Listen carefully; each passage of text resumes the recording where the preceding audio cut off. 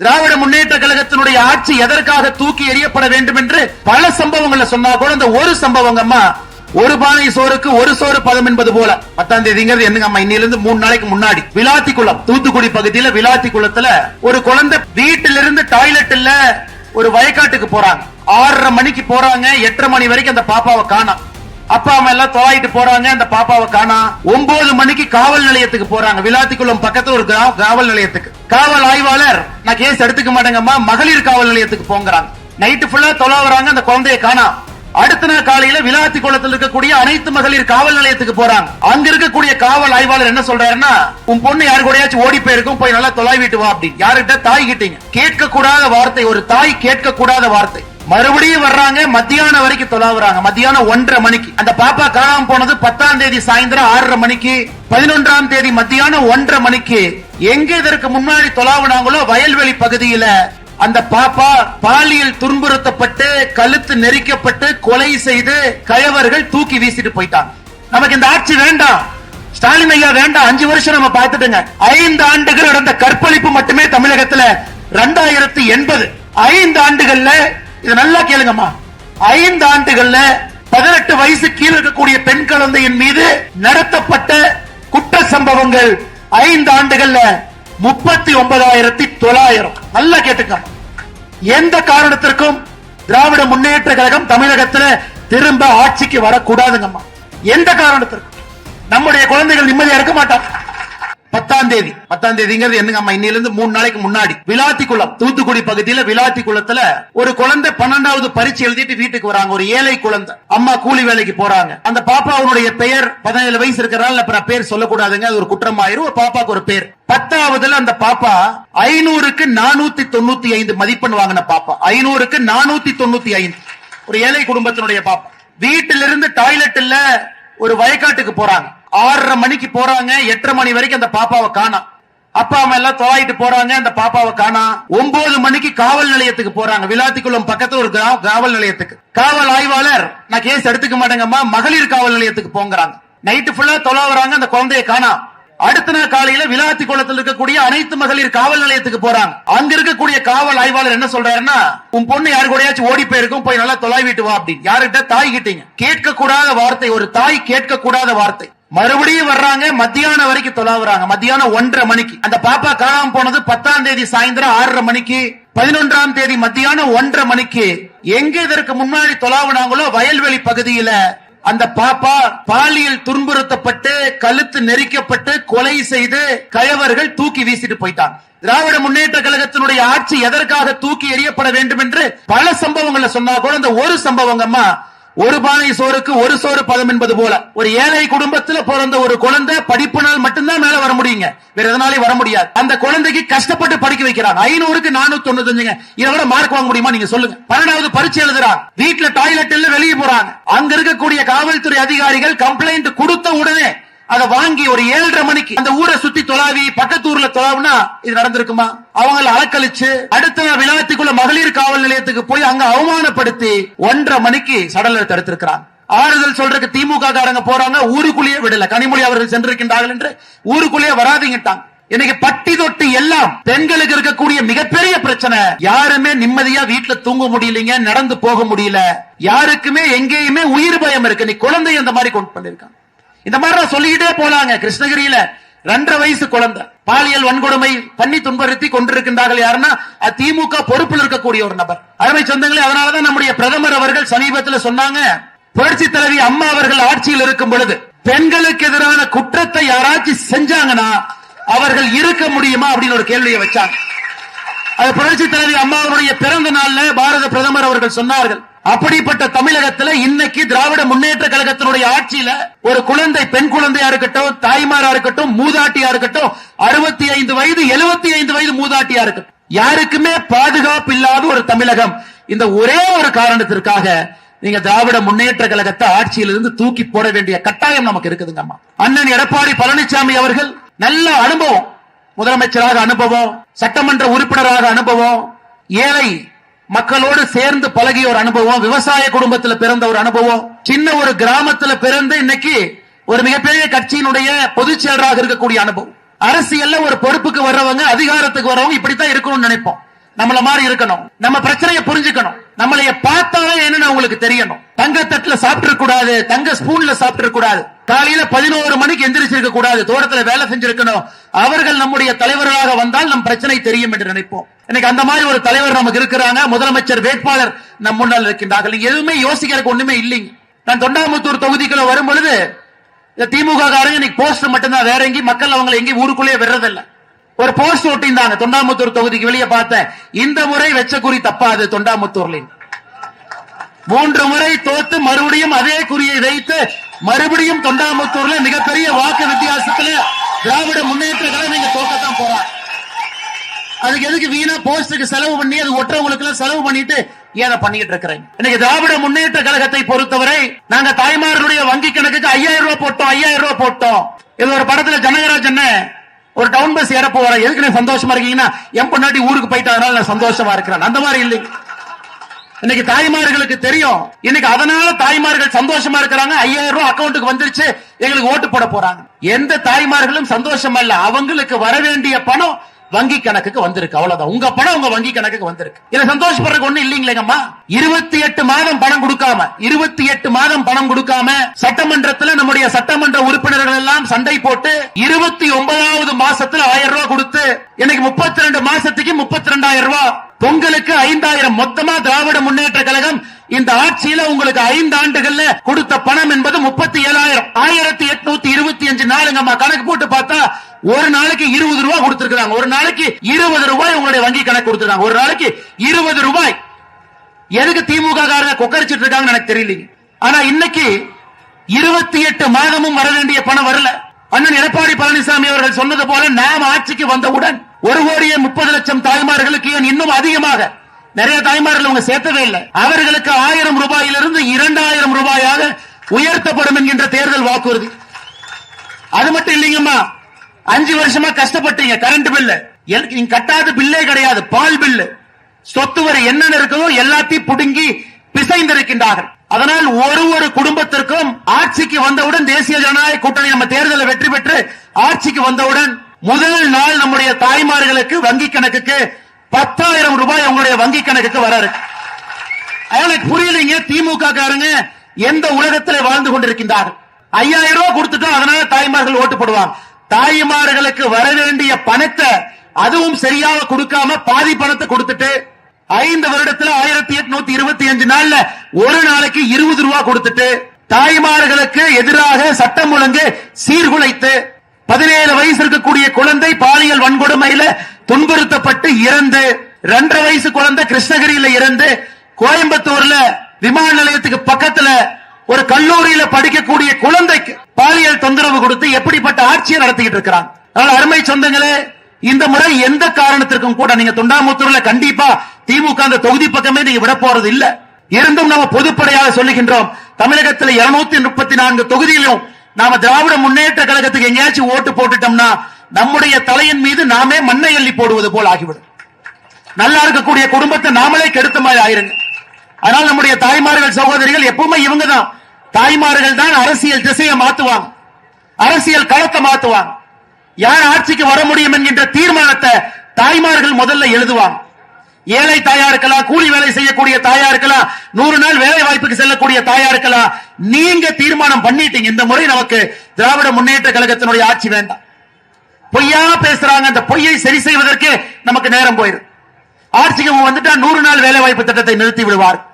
சகோதரி, உங்களுக்கு தெரியும், மோடி ஐயா பாராளுமன்றத்தில் 1 மாதத்திற்கு முன்பு சொல்லி இருக்கின்றார்கள், இன்றையிலிருந்து 100 நாள் வேலை வாய்ப்பு திட்டம் என்பது இந்தியா முழுவதுமே 125 நாளாக உயர்த்தி இருக்கின்றார்கள் மோடி ஐயா. இப்ப எடப்பாடி என்ன இன்னும் ஒரு படி மேல. நாம ஆட்சிக்கு வந்தவுடன் தமிழகத்தில் 125 நாளாக மத்திய அரசு அறிவித்த 100 நாள் வேலை வாய்ப்பு திட்டத்தை 150 நாட்களாக நாம் உயர்த்திருக்கின்றோம்.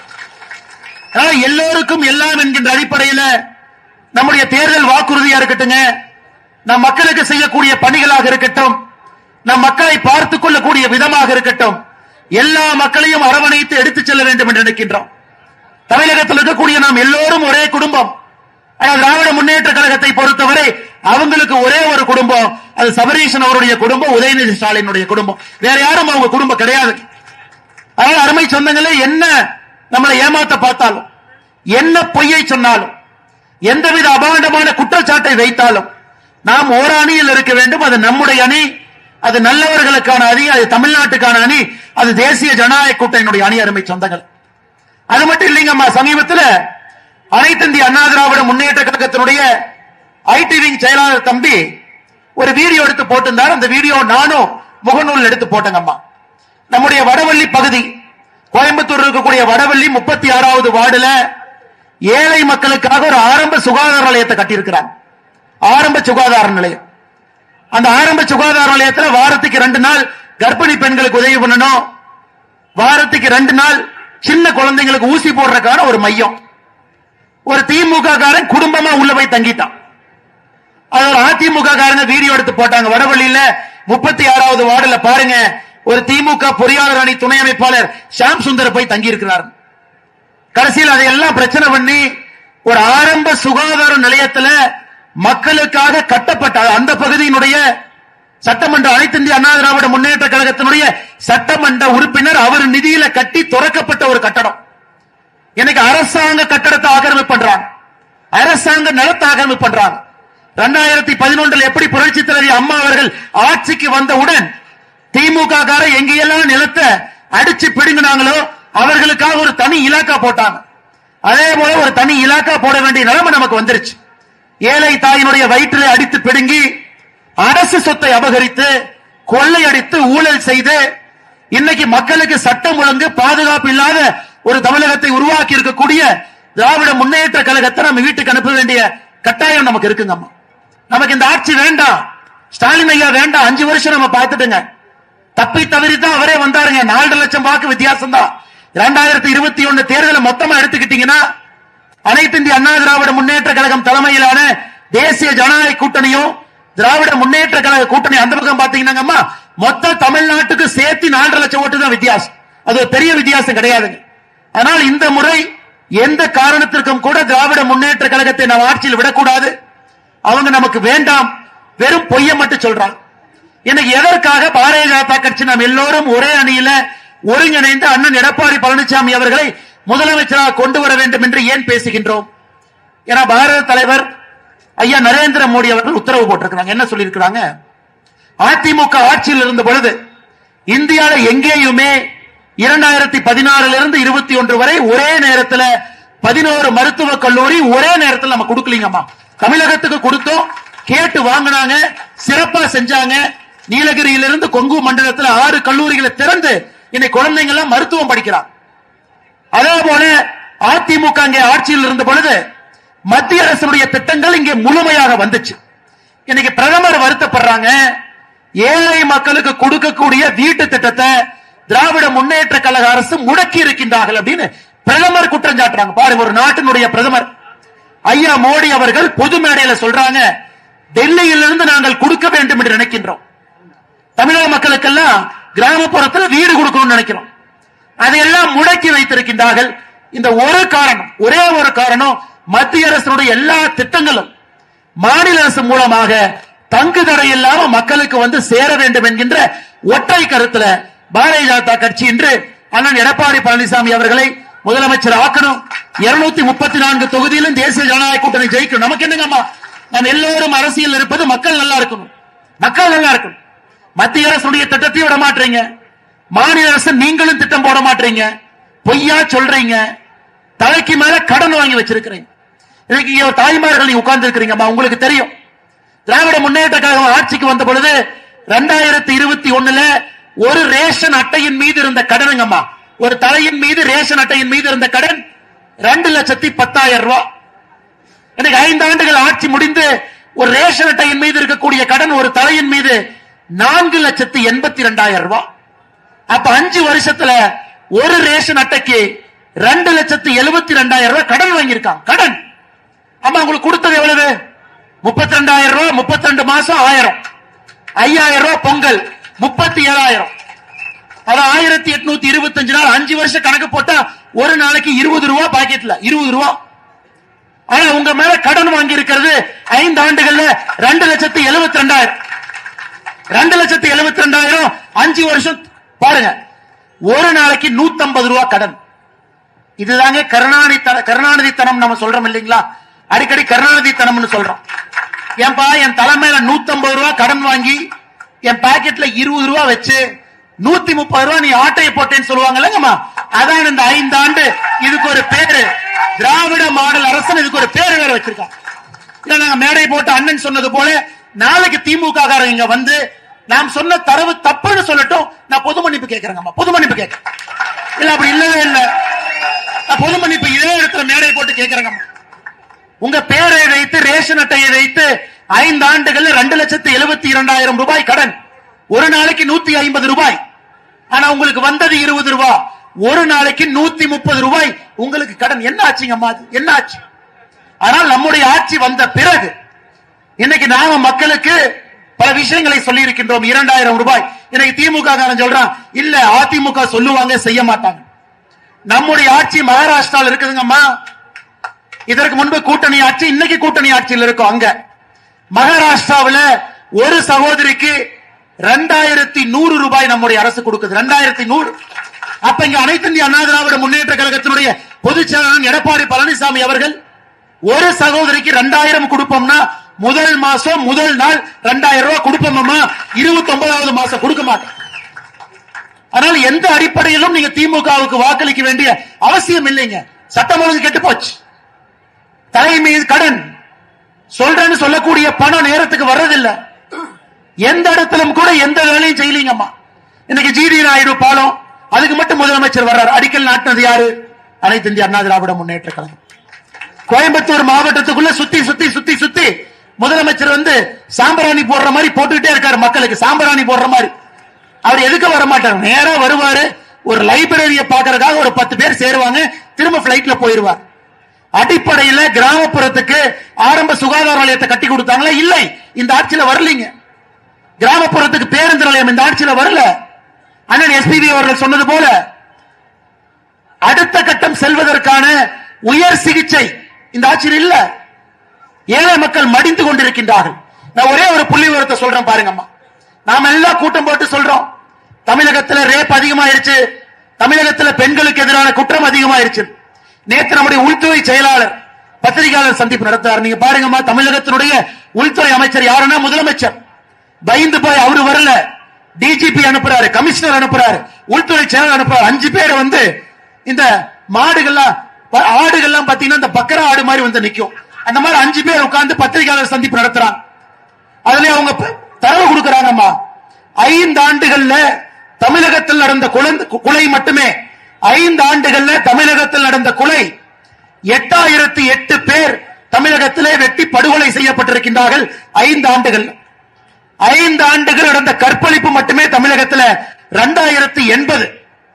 5 ஆண்டுகள்ல இது நல்லா கேளுங்கம்மா.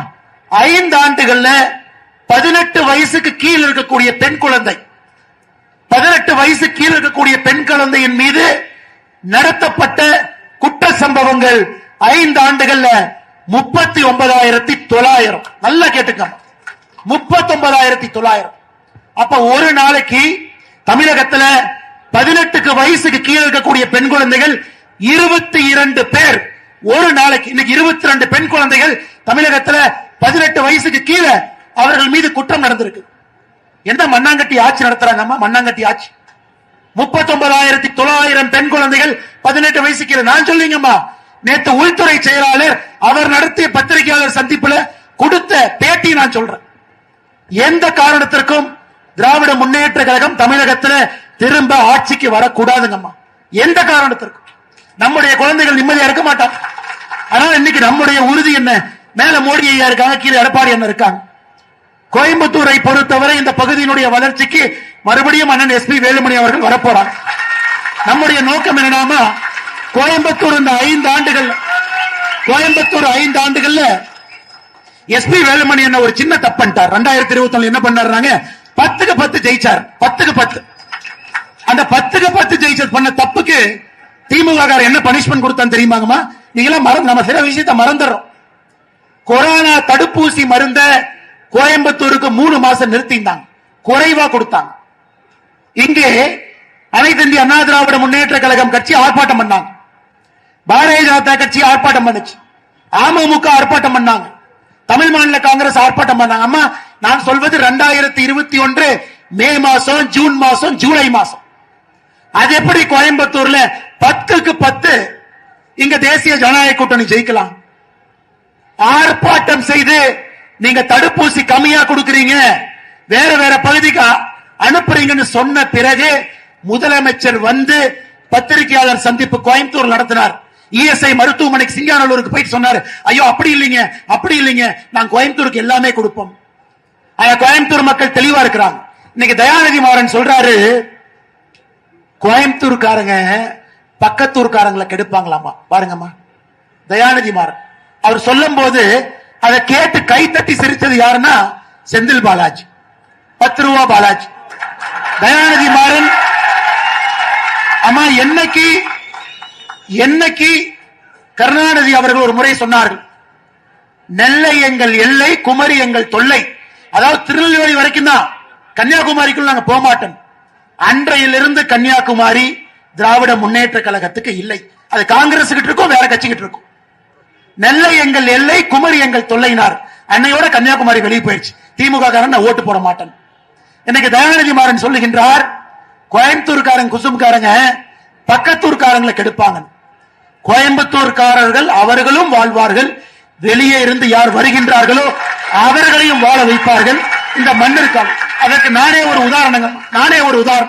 2002 இந்த ஊருக்கு படிப்பதற்காக வந்த 23 ஆண்டுகளுக்கு முன்பு பொறியியல் படிப்பதற்காக இதே ஊரில் திருமணமும் செய்து கொண்டேன். கோயம்புத்தூரை பொறுத்தவரை அவர்களும் நன்றாக இருப்பார்கள், அடுத்தவர்களுக்கும் ஒரு வாய்ப்பு கொடுத்து வளர வைப்பார். இன்னைக்கு அந்த கட்சி எங்க வெல்லாமா? இப்படி சொல்றவங்களை வெல்லாமா? அதனால் நீங்கள் தயாநிதி மாறன் அவராக இருக்கட்டும், செந்தில் பாலாஜியாக இருக்கட்டும், இந்த ஊரினுடைய தன்மை ரொம்ப மரியாதை கொடுக்கிறவங்க கோயம்புத்தூர்காரங்க. ஒரு அடி அடிச்சா கூட ஏனுங்க அடிக்கிறீங்க அப்படிம்பாங்க. ஏனுங்க அடிக்கிறீங்க? அந்த அளவுக்கு மரியாதை தெரிந்த கோயம்புத்தூர்காரங்களுக்கு மரியாதை கொடுக்க தெரியாத திராவிட முன்னேற்ற கழகம் எப்பவும் வேண்டாம். மறுபடியும் இந்த முறை இந்த பகுதியில் 10க்கு 10 மறுபடியும் அண்ணன் வேலுமணி அவர்கள் போன முறை 10க்கு 10, இந்த முறை 10க்கு 10 நம்முடைய ஆட்சி. ஒரு பெரிய பொறுப்புல மாரியம்மனுடைய அருள் அண்ணன் எஸ்பி வேலுமணி அவர்கள் இந்த பகுதிக்கு மறுபடியும் வரட்டும். எங்களுக்கு தேவையெல்லாம் கோயம்புத்தூருடைய பெருமை உயரட்டும், கோயம்புத்தூர் வளரட்டும், அது எங்களுக்கு போதும். அதுக்காக மட்டும் நாங்கள் உழைத்துக் கொண்டிருக்கின்றோம். அருமை சொந்தங்களே, மறந்தும் இருந்து விடாதீர்கள், இருந்தும் மறந்து விடாதீர்கள். தேர்தல் எப்ப வேணாலும் வரப்போகுது. இந்த தொகுதியில நீங்க ரெட்டலைக்கு வாக்களிக்க போறீங்க. எங்கெல்லாம் தேசிய ஜனநாயக கூட்டணி இருக்குதோ அந்தந்த கட்சியினுடைய சின்னத்திற்கு, பாரதிய ஜனதா கட்சிக்கு தாமரையில் நினைக்க போறீங்க, அமமுக இருக்கிறாங்க குக்கர்ல போட போறீங்க, தமிழ் மாநில காங்கிரஸ் இருக்கிறாங்க சைக்கிள் சின்னத்துல போட போறீங்க. கூட்டணி கட்சி மிக முக்கியமாக இந்த தொகுதியில ஒரு வரலாறு காணாத வெற்றி. எப்ப போஸ்ட் அடிச்சு இந்த முறை குறி தப்பாதுன்னு போஸ்ட் அடிக்கிறானோ, வரலாறு காணாத வெற்றியை தொண்டாமுத்தூரில் நீங்கள் அளிப்பீர்கள் என்கின்ற முழு நம்பிக்கையோடு தெருமுனை பிரச்சார கூட்டத்திற்கு வந்திருக்கக்கூடிய எல்லா முன்னறிக்கையில் இருக்கக்கூடிய பெரியவர்கள், இந்த கட்சியினுடைய மூத்தவர்கள், எல்லா நம்முடைய தாய்மார்கள், அம்மா நாம வந்தோம்னா 100 நாள் வேலை வாய்ப்பு, 150 நாள் என்பதை நீங்கள் மறந்து விடாதீர்கள். நிச்சயமாக உங்களோடு அண்ணன் எடப்பாடி பழனிசாமி அவர்கள் இருப்பார்கள் என்கின்ற ஒரு நம்பிக்கையை உங்களுக்கு அளித்து தேசிய ஜனநாயக கூட்டணிக்கு நீங்கள் வாக்களிக்க வேண்டும் என்கின்ற ஒரு வேண்டுகோளை உங்களுடைய பாதத்தை தொட்டு வணங்கி இந்த நேரத்தில் வைக்க விரும்புகின்றோம். நன்றி, வணக்கம் அம்மா.